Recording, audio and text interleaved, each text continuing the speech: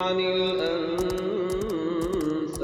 قل الأنفال لله والرسول فاتقوا الله نحمده ونصلي على رسوله الكريم أما بعد فأعوذ بالله من الشيطان الرجيم بسم الله الرحمن الرحيم رب اشرح لي صدري ويسر لي أمري واحلل عقدة من لساني يفقهوا قولي واعلموا أنما غنمتم من شيء فأن لله خمسه وللرسول ولذي القربى واليتامى والمساكين وابن السبیل، اور جان لو کہ جو مال غنیمت تم نے حاصل کیا، من شیء کچھ بھی، فأن للہ تو بے شک اللہ کے لیے ہے، خمسہ اس کا پانچواں حصہ، وللرسول اور رسول کے لیے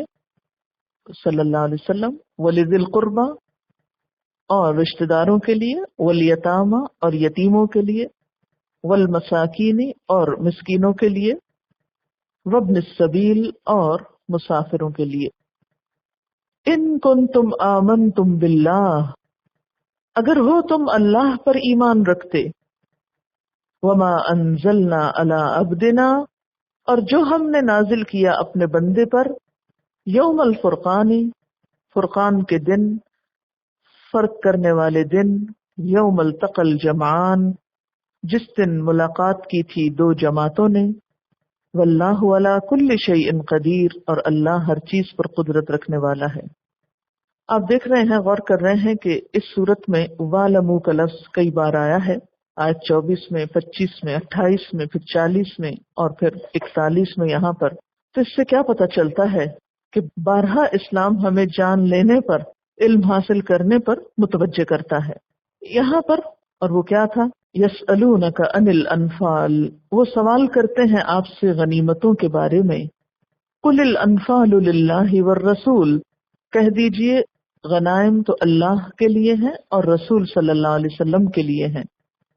فاتقوا اللہ، پس تقوی اختیار کرو اللہ کا، ڈرو اللہ سے، وَأَصْلِحُوا ذَاتَ بَيْنِكُمْ اور اصلاح کرو آپس کے تعلقات کی، وَأَطِیعُوا اللَّهَ وَرَسُولَهُ اور اطاعت کرو اللہ اور اس کے رسول کی، ان کنتم مؤمنین اگر تم مومن ہو۔ تو ہم دیکھتے ہیں کہ سورت کے شروع میں مسلمانوں نے جب غنیمت کا قانون معلوم کرنا چاہا تو اللہ تعالیٰ نے ان کو اپنے باہمی تعلقات کی اصلاح پر متوجہ کیا، تقوی کا حکم دیا، اللہ اور اس کے رسول صلی اللہ علیہ وسلم کی اطاعت کا حکم دیا، اور ان کے اندر ایمان کے مختلف جو تقاضے ہیں ان کو پورا کرنے کی طرف متوجہ کیا گیا۔ اور جب ایمان کی ترویج یا ایمان کی طاقت ان کے دل میں آ گئی تو عملی قانون دیا گیا تاکہ اس قانون کو پھر خوشی سے قبول کریں اور اس پر عمل بھی کریں۔ تو فرمایا کہ وَاعْلَمُوا جان لو، اب علم حاصل کرو، انما غنمتم کہ جو کچھ بھی تم نے غنیمت حاصل کی۔ غنم الشیء کا مطلب ہوتا ہے کوئی چیز بغیر کسی بدل کے حاصل کرنا، کسی عوض کے بغیر کچھ حاصل کرنا، اسی سے لفظ غنیمت ہوتا ہے، جس سے مراد وہ مال و اسباب ہے جو میدان جنگ میں کفار سے مسلمان مجاہدین کو حاصل ہوتا ہے۔ میدان جنگ میں حاصل ہونے والے مال کو نفل یا غنیمت سے کیوں تعبیر کیا جاتا ہے؟ اس لیے کہ یہ جہاد کا معاوضہ نہیں ہوتا۔ جہاد کس لیے کیا جاتا ہے؟ اللہ کی رضا کے لیے، مال حاصل کرنے کے لیے نہیں، کیونکہ جہاد اور قتال کا تو کوئی معاوضہ دنیا میں دیا ہی نہیں جا سکتا۔ وہ تو اتنا اعلیٰ درجے کا کام ہے کہ جس کا صلہ تو اللہ تعالی جنت ہی کی شکل میں دے گا، قیامت ہی کے دن دے گا۔ نفل جیسا کہ آپ جانتے ہیں کہ زائد چیز کو کہا جاتا ہے، تو بتانا یہ مقصود ہے کہ یہ ایک زائد فائدہ ہے جو مجاہد کو حاصل ہوتا ہے۔ مجاہد تو اپنا فرض ادا کرتا ہے جہاد کر کے، اور وہ ہمیشہ کی زندگی میں صلہ پاتا ہے، تو یہ بغیر کسی بدل کے جو میدان جنگ میں تمہارے ہاتھ آیا، انما غنمتم یعنی کسی معاوضے کے بغیر جو تم کو مل گیا، من شیئن کوئی بھی چیز، من شیئن کیوں کہا گیا؟ کہ جو کچھ بھی ہو، تھوڑا ہو یا زیادہ ہو، قیمتی ہو یا معمولی ہو، سب کو جمع کیا جائے. کسی بھی شخص کو تقسیم سے پہلے کوئی بھی چیز اپنے پاس رکھنے کی اجازت نہیں. حدیث میں آتا ہے کہ نبی صلی اللہ علیہ وسلم اس آیت کے مطابق ہمیشہ لڑائی کے بعد فرمایا کرتے تھے، اعلان کیا کرتے تھے، یہ غنائم تمہارے ہی لیے ہیں، میری اپنی ذات کا ان میں کوئی حصہ نہیں سوائے خمس کے، اور وہ خمس بھی تمہارے ہی اجتماعی مصالح پہ صرف کر دیا جاتا ہے، لہذا ایک ایک سوئی اور ایک ایک دھاگا تک لا کر رکھ دو. یعنی ایک سوئی کتنی معمولی چیز ہوتی ہے کہ عموماً گر جاتی، پتہ بھی نہیں چلتا کہاں گئی. کوئی چھوٹی یا بڑی چیز چھپا کر نہ رکھو کہ ایسا کرنا شرمناک ہے اور اس کا نتیجہ دوزخ ہے. یعنی یہاں پر پھر امانت کی طرف متوجہ کیا گیا کہ جو بھی غنیمت تم کو ملی ہے، من شیئن کچھ بھی جو ملا ہے، تو پھر اس کو تقسیم کیسے کیا جائے گا؟ پہلے تو اکٹھا کیا جائے گا، جمع کیا جائے گا، پھر اس کے بعد ڈویژن شروع ہوگی. کیسے؟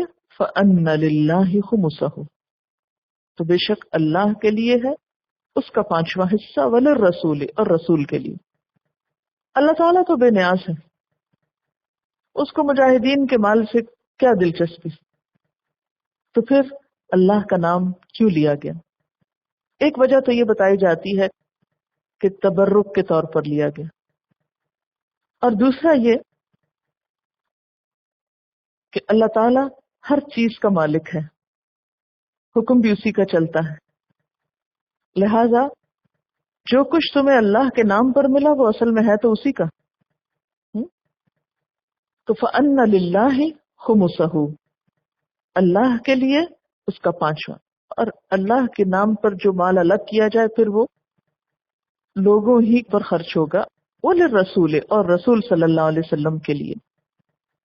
اب اس قاعدے کے مطابق ہوتا کیا تھا کہ مال کے کل 5 حصے کیے جاتے تھے، 4 حصے مجاہدین میں ہی تقسیم کیے جاتے تھے، اور ایک حصہ جو بچتا تھا اس کے پھر 5 حصے کیے جاتے تھے. واضح ہو گیا؟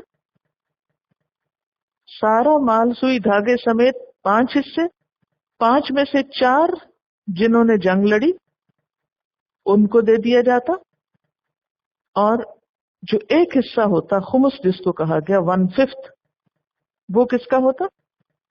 اللہ اور رسول کا. اس کے پھر آگے 5 حصے ہوتے، وہ 5 پھر کس طرح تقسیم ہوتے؟ اس کی تقسیم پھر بتائی گئی. اس میں اللہ اور رسول کے لیے جو حصہ ہوتا وہ دوبارہ جہاد کی تیاری میں استعمال ہوتا. پھر وَلِذِي الْقُرْبَى رشتہ داروں کے لیے. کس کے رشتہ دار؟ حضور صلی اللہ علیہ وسلم کے. وَالْيَتَامَى اور یتیم، وَالْمَسَاكِين اور مسکین، وَابْنِ السَّبِيلِ اور مسافر، یعنی ان پر تقسیم ہوتا. پھر اسی طرح یہ کہ جو حصہ مجاہدین میں جاتا تھا اس کی تقسیم بھی برابر نہیں ہوتی تھی. اس میں بھی جو پیدل جنگ کرتے تھے ان کا ایک حصہ ہوتا، اور جو سواری لے کر جاتے تھے ان کو 3 حصے ملتے. وہ کیوں؟ اس لیے کہ انہوں نے خرچ بھی زیادہ کیا، یعنی سواری لے کر آئے، اور جو صرف خود آتے تو ان کے لیے ایک حصہ ہوتا. اب جو حضور صلی اللہ علیہ وسلم کا حصہ تھا اس کے بارے میں حدیث میں آتا ہے کہ آپ نے فرمایا کہ میرا جو 5واں حصہ ہے وہ بھی مسلمانوں کے مسالے پر ہی خرچ ہوتا ہے. ٹھیک ہے؟ اصل میں ہوتا یہ تھا کہ عربوں میں اسلام سے پہلے جو جنگیں ہوتی اس میں جو کچھ ہاتھ لگتا، اس میں جو قبیلے کا سردار ہوتا تھا اس کو چوتھائی ملتا، یعنی ان کا لوکل قانون جو تھا. لیکن اسلام نے آ کر اسے کیا کیا؟ پانچواں کر دیا. ٹھیک ہے. اور وہ پانچواں بھی آپ اپنی ذات پر نہیں بلکہ عام مصلحتوں پر خرچ کرتے. اس میں سب سے پہلے آپ کے رشتہ داروں کو دیا جاتا، پھر یتیموں اور مسکینوں کو، مسافروں کو، اور دیگر رفاہ عامہ کے کاموں میں. اس کے بعد بھی یہی فرمایا کہ ان کنتم آمنتم باللہ، اگر تم اللہ پر ایمان رکھتے ہو. یعنی قانون ہی نہیں صرف دیا گیا، صرف تقسیم ہی نہیں دی گئی، صرف کوئی فارمولہ ہی نہیں بتا دیا گیا تقسیم کرنے کا، بلکہ اس کے ساتھ ساتھ بنیاد بھی دی گئی. اور وہ کیا؟ کہ اگر تم اللہ پر ایمان رکھتے ہو، تو اس سے کیا پتہ چلتا ہے کہ جو شخص اللہ پر ایمان رکھتا ہو اسے اللہ تعالی کے فیصلوں پر بھی راضی ہونا ہے، اس کے قانون پر بھی راضی ہونا ہے. یعنی اللہ تعالیٰ کو ماننے کا مطلب صرف یہ نہیں کہ میں مانتی ہوں کہ اللہ تعالیٰ موجود ہیں اور وہ ایک ہیں اور وہ بادشاہ ہیں اور وہ سب پیدا کرنے والے ہیں. اتنا ہی کافی نہیں، بلکہ اس سے آگے کیا ضروری ہے کہ اس کے قانون کو بھی، اس کے احکامات کو بھی مانا جائے. اسی لیے آپ دیکھ رہے ہیں کہ بار بار اس صورت میں ایمان کی بات ہو رہی ہے. اور صرف اللہ پر ایمان نہیں، اس چیز کو بھی ماننا ضروری ہے جو اس نے اپنے بندے پر اتارا جنگ بدر کے دن. کیا اتارا تھا؟ فرشتوں کو اتارا تھا. یعنی کسی شخص کا ایمان مکمل نہیں ہو سکتا جب تک کہ وہ اللہ کے علاوہ فرشتوں کو بھی نہ مانے. اور کیا اترا تھا؟ بارش اتری تھی، اور یہ بارش ایک معجزانہ بارش تھی جس کی وجہ سے مسلمانوں کو اللہ کے اذن سے کامیابی ہوئی تھی. تو یہ خاص جو معجزہ اس دن واقع ہوا تھا بارش کی شکل میں، اس کو بھی اللہ تعالی کا انعام اور اللہ تعالی کی طرف سے ایک خاص کرم ماننا ضروری تھا. یعنی یہ ماننے کی بجائے کہ یہ ہماری طاقت اور ہماری بہادری تھی، تمہارے دل میں کیا ہونا چاہیے کہ یہ اللہ تعالیٰ کا خاص کرم تھا ہم پر. پھر جنگ بدر کے دن کو یوم الفرقان کہا گیا. کیوں؟ اس لیے کہ اس دن حق اور باطل کے درمیان ایک واضح فرق ہو گیا تھا. یعنی جنگ بدر نے یہ ثابت کر دیا تھا کہ دونوں گروہوں میں سے کون سچا ہے اور کون نہیں. یوم التقى الجمعان، جس دن دو جماعتیں ملی تھیں، دو سے مراد ایک طرف کون تھا؟ مسلمان، اور دوسری طرف کافر. واللہ علی کل شیء قدیر. اور اس دن نے کیا ثابت کر دکھایا کہ اللہ ہر چیز پر قدرت رکھنے والا ہے. وہ دن وہ تھا اذ انتم بالعدوۃ الدنیا، جب تم قریب کے کنارے کی طرف تھے. ادوا کہتے ہیں کنارے کو، جانب کو، طرف کو، سائڈ کو. یعنی مدینے والی سائڈ پر تھے تم. وہم، اور وہ کون؟ کافر. بالعدوۃ القصویٰ، دور کے کنارے پر تھے. قصویٰ مسجد اقصی کہتے ہیں نا، دور کی مسجد. اقصی بعید کے لیے استعمال ہوتا ہے. یعنی کافر اس کنارے پر تھے جو مدینے سے نسبتاً دور تھا. والرکب، اور قافلہ. کون سا قافلہ؟ تجارتی قافلہ. اسفل منکم، نچلی طرف تھا، نشیب پر تھا، منکم، تم سے. یعنی پہاڑ سے بہت دور مغرب کی طرف نشیب میں تھا، جبکہ بدر کا مقام جہاں جنگ ہوئی تھی وہ بلندی پر تھا. یہ بات کرنے کی کیا ضرورت ہے؟ آپ کے ذہن میں کیا خیال آتا ہے؟ یہ کیوں کہا جا رہا ہے تم یہاں تھے، وہ وہاں تھے، قافلہ وہاں تھا؟ کیونکہ ایک عرصے تک میرے ذہن میں یہ خیال بہت پنچ کرتا تھا، یہ باتیں کیوں کی گئی ہیں؟ قرآن پاک میں تو کوئی لفظ بھی زائد نہیں ہے، یہ کہنے کی کیا ضرورت ہے؟ بس جہاں تھے سو تھے.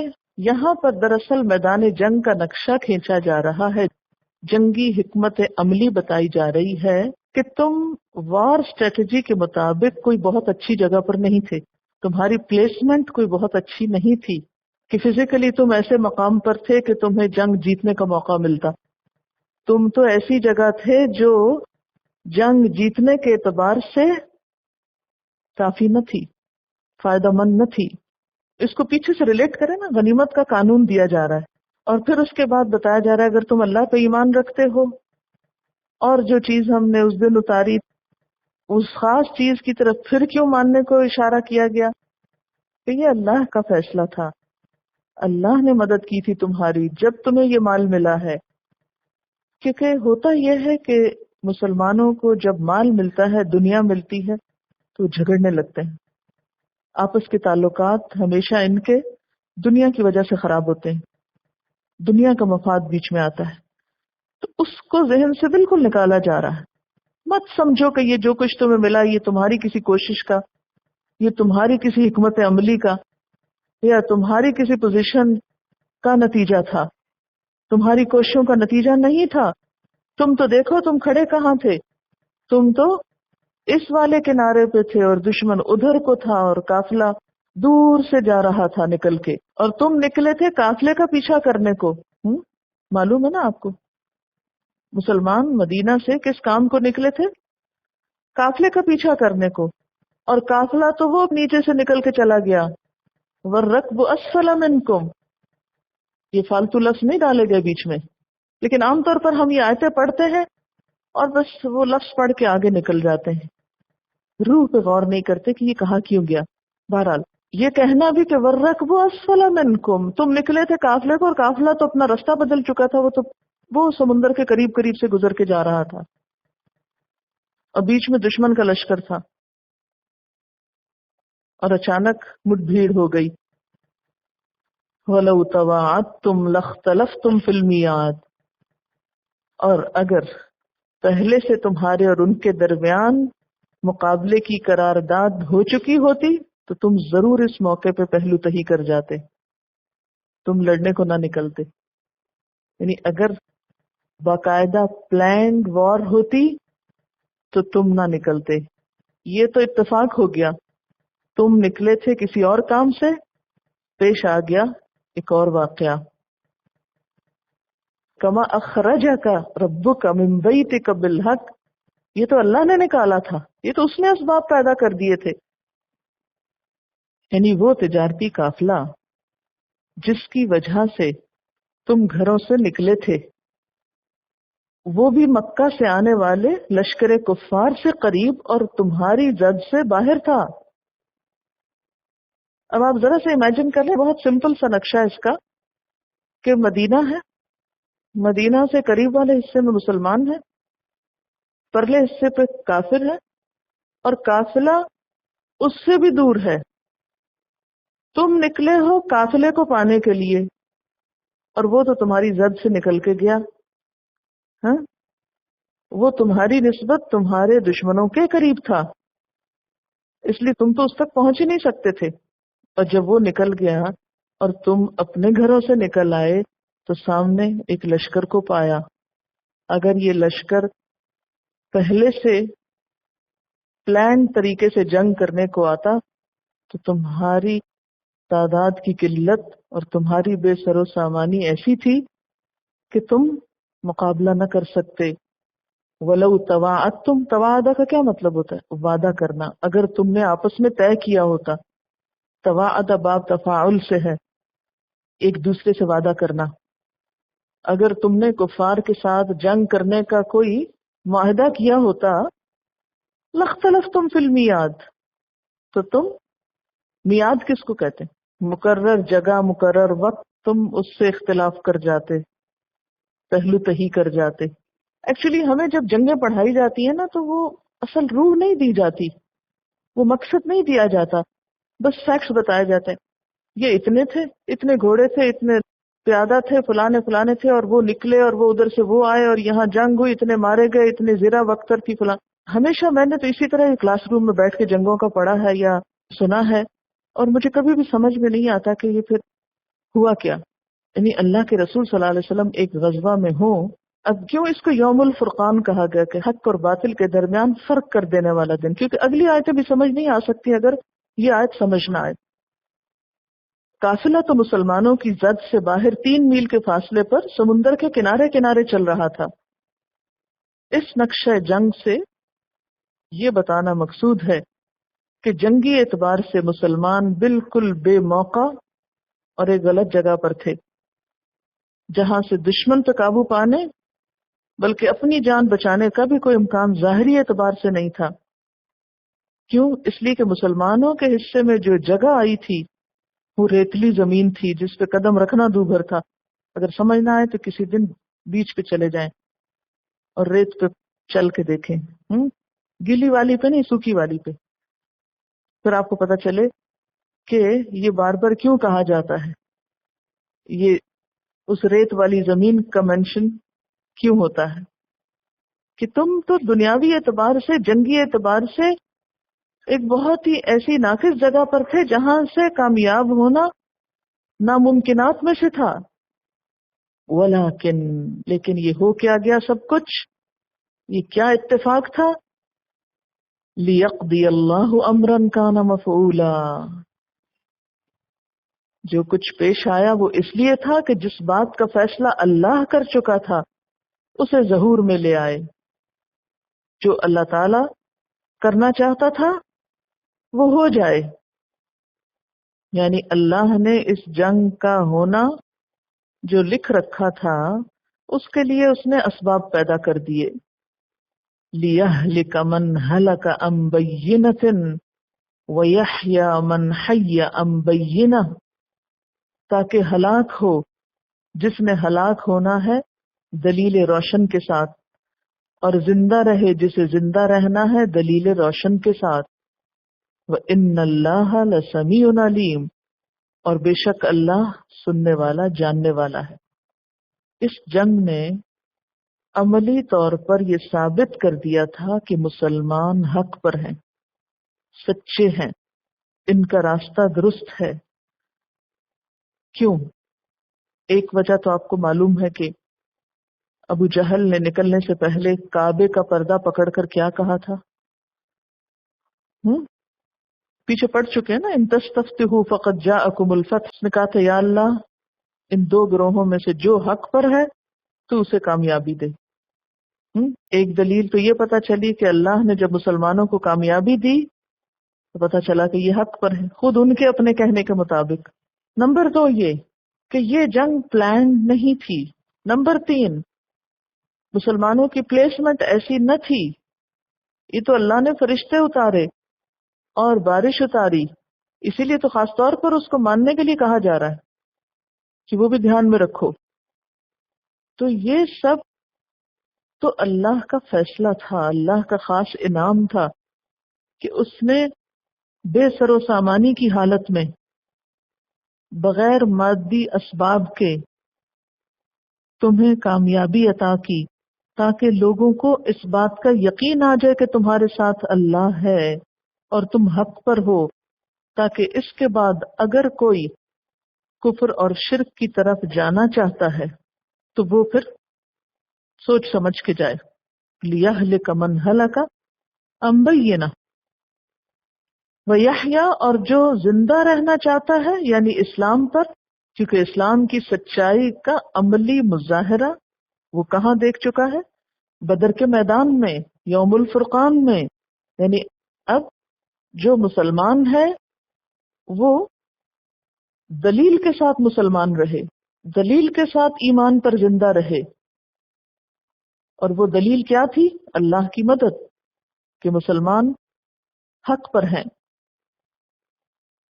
گویا بدر کی شکل میں اللہ تعالیٰ نے لوگوں کے سامنے حق اور باطل کو پوری طرح واضح کر دیا کہ اس کے بعد جو جس کا ساتھ دے وہ سوچ سمجھ کر دے، یہ مراد ہے۔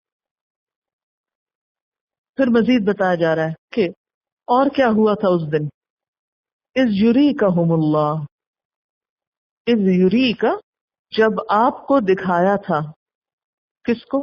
ہم، ان کو، کفار کو، اللہ، اللہ نے، یعنی آپ صلی اللہ علیہ وسلم کو اللہ تعالیٰ نے کفار دکھائے تھے فی منام کا، آپ کے خواب میں، قلیلاً تھوڑے.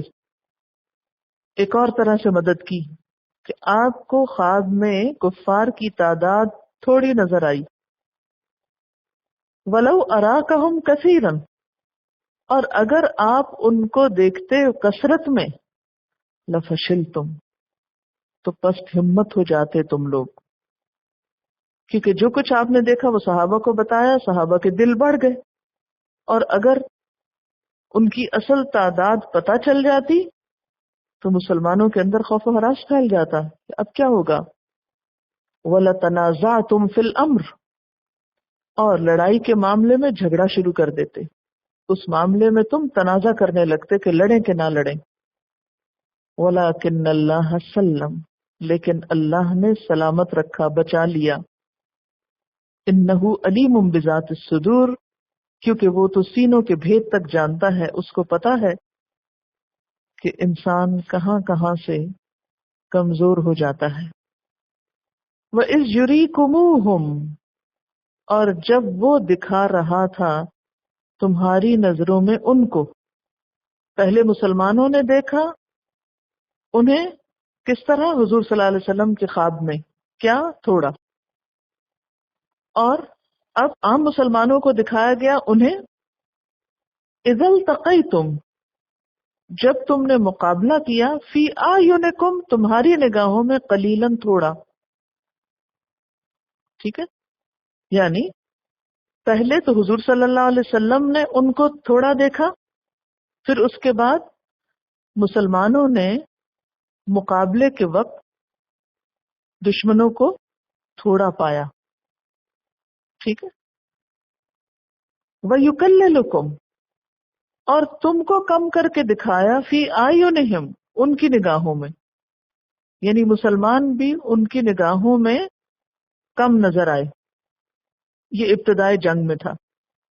لیقضی اللہ، تاکہ پورا کرے اللہ، امرن، اس کام کو، مفعولا، جو ہو کر رہنے والا ہے. کیوں؟ اس لیے کہ اگر کافر مسلمانوں کو زیادہ نظر آتے تو نتیجہ کیا نکلتا؟ لفشلتم ولتنازعتم فی الامر. اور اگر مسلمان کافروں کو شروع میں زیادہ نظر آتے تو کیا ہوتا؟ وہ بھی نہ لڑتے. لیکن اللہ تعالیٰ چاہتا تھا کہ کسی طرح یہ لڑائی ہو جائے، اس لیے کس طرح دکھایا؟ مسلمانوں کو بھی تھوڑا ہی دکھایا ان کی نگاہوں میں شروع میں. لیقضی اللہ امرا کان مفعولا، تاکہ کافر بھی نہ بھاگ جائیں اور ادھر سے مسلمان بھی نہ بھاگ جائیں. اور جو فیصلہ اللہ چاہتا ہے وہ ہو جائے، اس کے اسباب پیدا ہو جائیں. وَإِلَى اللَّهِ تُرْجَعُ الْأُمُورُ، اور اللہ کی طرف لوٹائے جائیں گے سب کام. اس سے کیا پتہ چلتا ہے کہ جب اللہ تعالیٰ کسی کام کا فیصلہ کرتا ہے تو پھر اسباب بھی ویسے ہو جاتے ہیں. لیکن ایک عام انسان ان اسباب کو یا ان حالات اور واقعات کو سمجھ نہیں رہا ہوتا. یہ انسان کا ٹیسٹ ہوتا ہے پھر اس موقع پر کہ اب انسان کیا کرتا ہے. یعنی اللہ تعالیٰ جبراً اپنی تقدیر نہیں مسلط کرتا، وہ اسباب پیدا کرتا ہے اور پھر دیکھتا ہے کہ اب تم کرتے کیا ہو، خوشی میں کیا کرتے ہو، غم میں کیا کرتے ہو. یعنی یوں لگتا ہے نا اگر آپ دور سے دیکھیں کہ اللہ تعالیٰ اسباب پہ اسباب پیدا کر رہے ہیں جنگ کے، اور ادھر مسلمانوں کا ایک طرح سے ٹیسٹ ہو رہا ہے کہ اب یہ کیا کرتے ہیں، ان کی نیتیں کیا ہیں، ان کے ارادے کیا ہیں، ان کی سوچ کیا ہے، اور ساتھ اپنی خصوصی مدد بھی کر رہا ہے. اس کو کہتے ہیں اللہ تعالیٰ کا ساتھ دینا. جب آپ اللہ کے لیے خالص ہو جاتے ہو تو پھر غیب سے ایسی مدد آپ کے لیے آنے لگتی. اور آپ کو معلوم ہے کہ جب لڑائی شروع ہو گئی تو پھر اس وقت مسلمان جو تھے وہ کافروں کی نگاہوں میں کیسے نظر آنے لگے تھے؟ اپنے سے دگنے. سورۃ آل عمران میں پڑھ چکے ہیں آپ. وآخر دعوانا ان الحمد للہ رب العالمین. سبحانک اللہم وبحمدک نشہد ان لا الہ الا انت نستغفرک ونتوب الیک. السلام علیکم ورحمۃ اللہ وبرکاتہ.